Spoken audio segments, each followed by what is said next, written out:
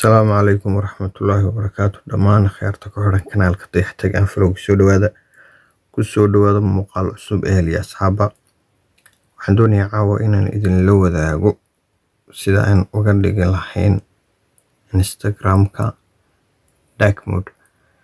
Cashar hore waan kaga hadlay casharka horaan kaga hadlay wuxuu ku saabsanaa dhammaan systemka mobilkan aan isticmaalo dhan buu ku saabsanaa, laakiin iminka si gaara waxaynu eegaynaa Instagramka. Kaa hore aan idin sheegay haddaan idin tuso halkaa dark mode baad arkaysaa. Systemka mobilka oo dhan buu dark mode ka dhigayaa, laakiin oo uu ku jiro Instagramku. Haddii laakiin aan doorto way hal option Instagramkan aado. Instagramka saa markaan usoo tago waa kaa waad aragtaan saas uu cad yahay.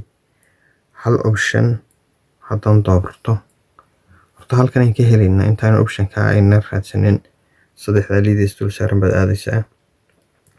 Settingska xagga hoose aadaysaa.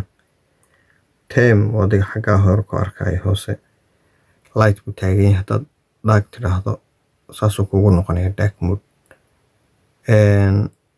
Aniga systemkan iska raaciyo inta badan oo haddaan systemka aan raaciyo aan dark ka dhigo toos buu systemka u raacayaa. Laakiin adigu hadduu lightkaaga ku yahay halkaas unbaad dark ka dhiganaysaa.